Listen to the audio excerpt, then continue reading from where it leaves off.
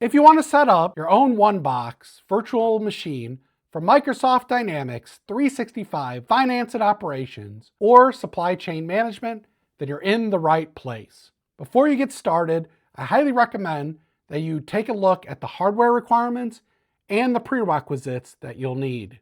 You can find detailed information about both of those in the blog post associated with this video, which you can find down in the description of this video. First step is to download the VHD. This is already pre-installed virtual disk, and we're going to get that from something called LCS.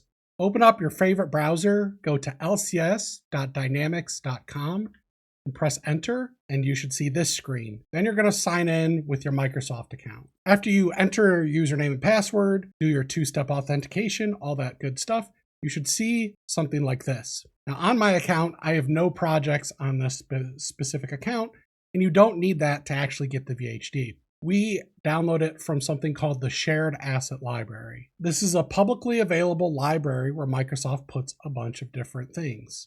Now what do I mean by things? Well, we'll have to wait for it to load. Microsoft puts a lot of files in the Shared Asset Library. Some of the things that they have is the VHD itself.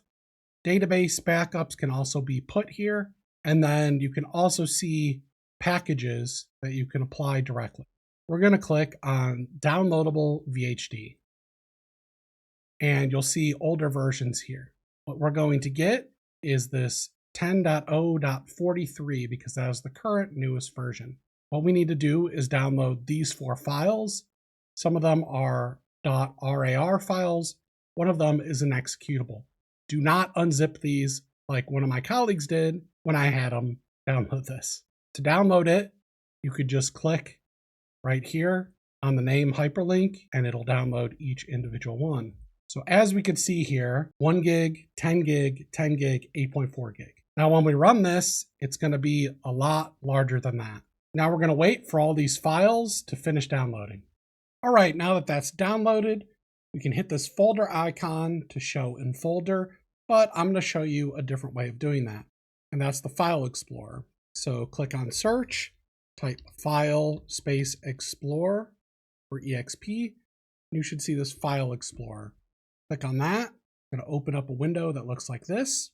And this is your whole drive. I'm going to go down to the Downloads folder, but maybe you saved it on the desktop like some of my friends. Now, I want you to open up a second File Explorer. So I'm going to have you right-click on this in your tray and click File Explorer again. I'm going to drag this over, go to your C drive. We're going to make a new folder. Just right-click in an open space, New Folder. And we're going to do FinOps and then the version. So this is 43. And we're going to open up that folder. When we create this folder, it's very important that we make sure that this is not compressed and read-only because it's going to cause us a lot of problems. As I was putting this video together, I ran into this problem, so I'm just going to tell you how to sidestep it. Right-click on the folder and go to Properties, uncheck this read-only, go to Advanced. You want to uncheck these boxes. Make sure it doesn't compress the contents. Then click OK and Apply changes to folder and subfolders and files, and then click OK. Then we're going to select these.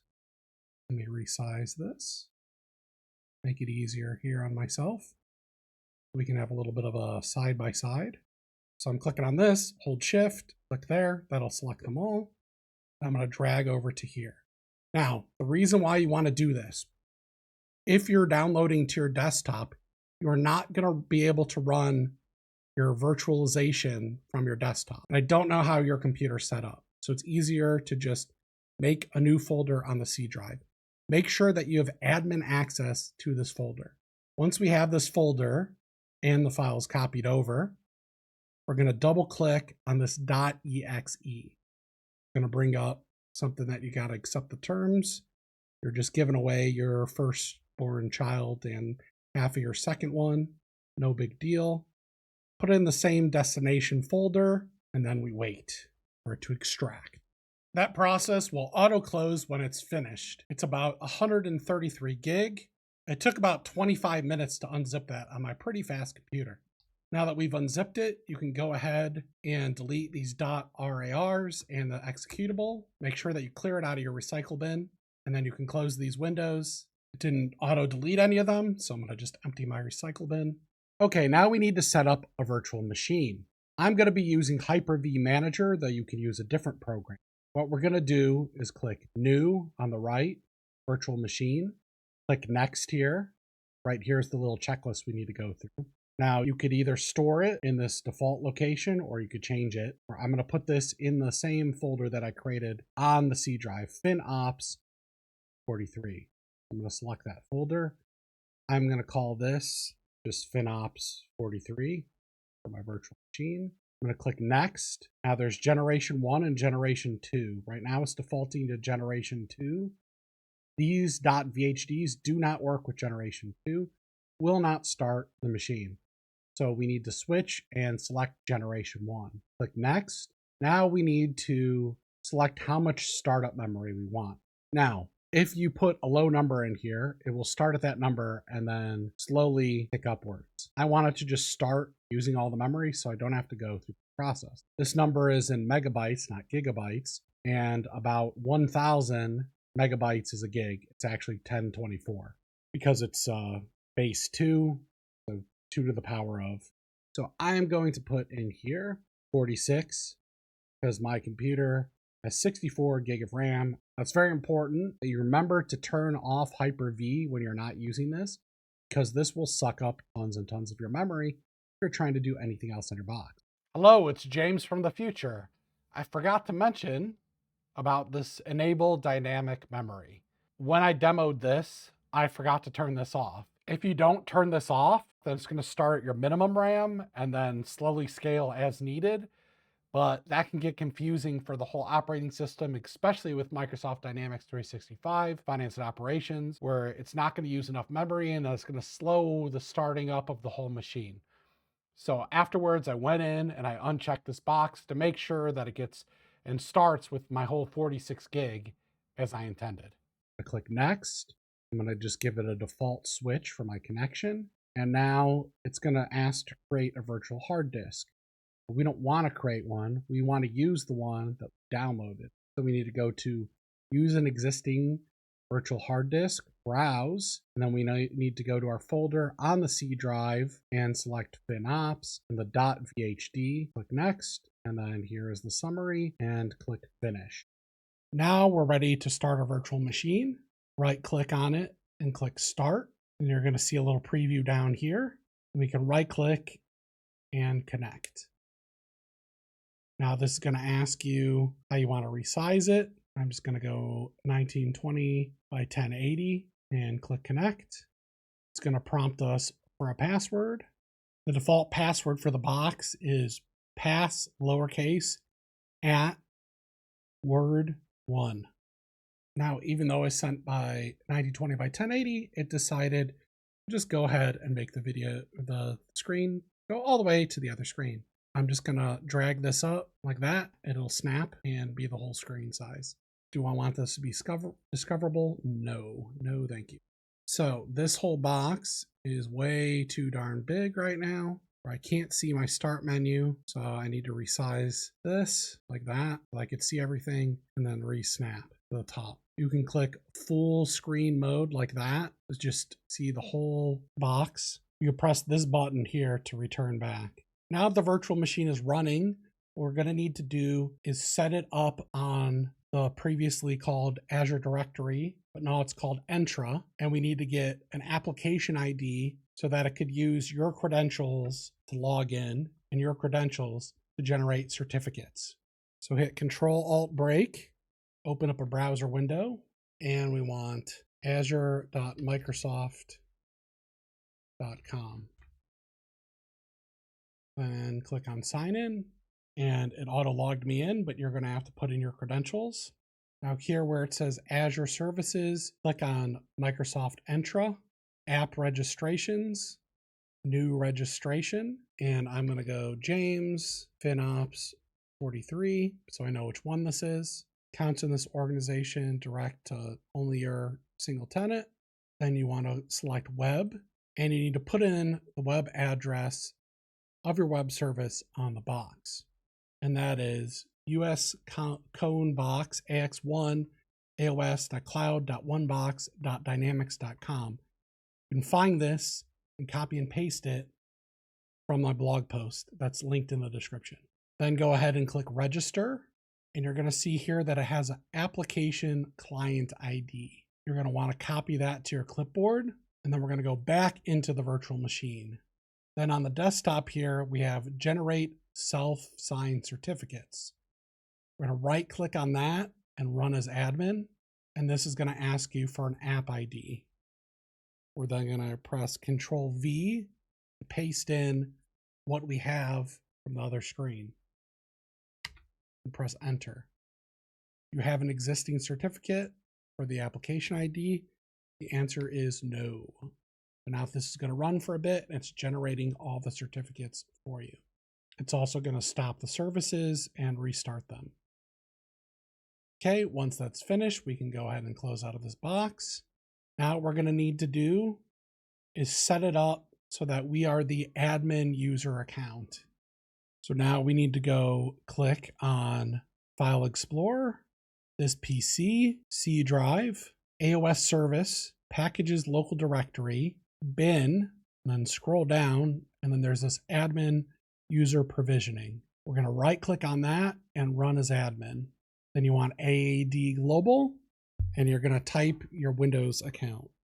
And then we're going to press submit. You should get a box that pops up that says admin user successfully updated to, and then your Windows account. Then we can click on OK and close this. All right, now I'm going to show you how to pin a couple things that you're going to definitely want inside the box. So click on the start menu, and we're going to do IIS in the search, and you're going to want to pin this Internet Information Services into taskbar. If you're a developer, you're going to want to pin Visual Studio 2022. If you're a functional person, you don't have to worry about this. Then we're going to want services, right click, pin. And then if you're a developer and want to look at the database, type management, you want SQL Server Management Studio 19. And we're going to pin that to the taskbar. Okay, so click on IIS Explorer. Now this is where the web service and its app pools are hosted. Click on app pools, you're going to see this AOS service, which this is going to flip automatically, by the way, on the box. And then here is the website, that AOS service that you're going to be connecting to. So click on sites, AOS service, and then click on browse website. And we're not going to sync. Okay, I don't want to sign. Stop it. I don't want to be useful. Okay, now we're going to log in with a Microsoft account. Won't save me. Need to enter our code from the authenticator. Don't show this again. Going to reduce the amount of times that we're being asked. Close these while it's loading.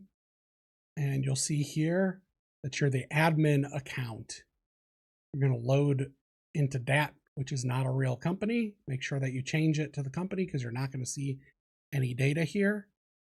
If we go into the sysadmin and users, you're going to see that you are now the admin user. All right, I want to show you a couple more useful things. Go into services here because we pinned it. And if it's slow for you, you're going to want to do a couple things. So we have the Microsoft batch service. You're going to want to stop this unless you're doing things in batch. This is for using the import-export framework with data entities. You could stop that as well. And then there's this management reporter 2012 process service. That's for financial reports. You can stop that as well. If we scroll down to the bottom, World Wide Web Publishing Service, this is what's used on the Oneboxes in combination with that IIS, basically the service that runs that you're connecting to. So you could stop this, and if you stop all those things, then you can actually access the files that are on the C drive in case you're messing with code or with a database refresh. Otherwise, it's going to lock all those files on you. If you ever have all of it not working for some reason, you're going to want to pin command prompt. We're going to run as admin. And I'm going to select here, pin to taskbar. And you can do IIS reset. And this is going to stop all the IIS services and then restart them for you. The next parts are more for developers. If you're a functional person, you don't have to watch this part unless you want to understand what's going on. I'm going to go back to full screen mode here. So when you open this up, it's going to give you the server name and your Windows authentication. You just keep it the same and click connect. And if we go to databases, you can see there's AXDB, a data warehouse, some other things.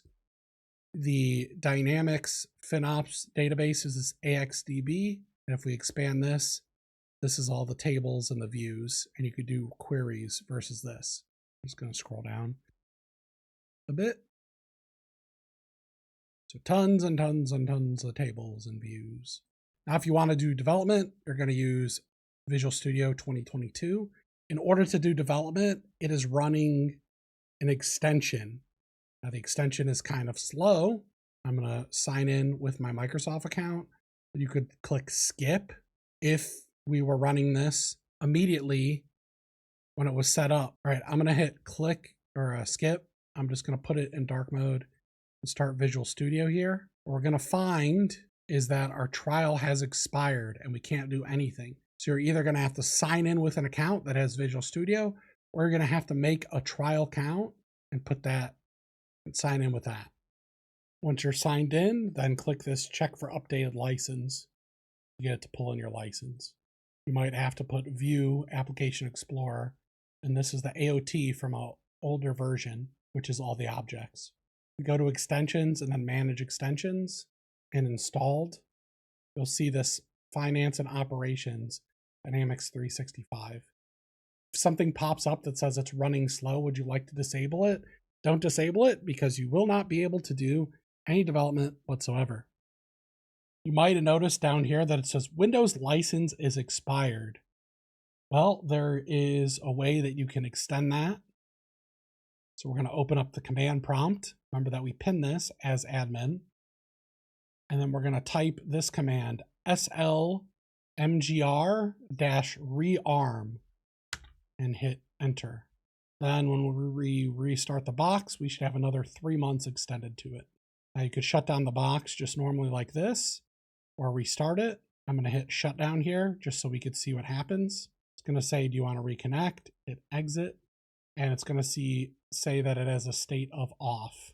Make absolutely sure that this thing is off and you close out of Hyper-V, otherwise your entire box is going to be slow. Make sure that you didn't set up any settings for this to auto run and auto start when you open Windows.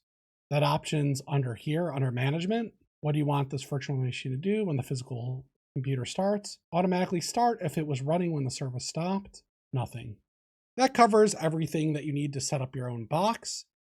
I hope you found this video helpful, and I hope to see you in the next video.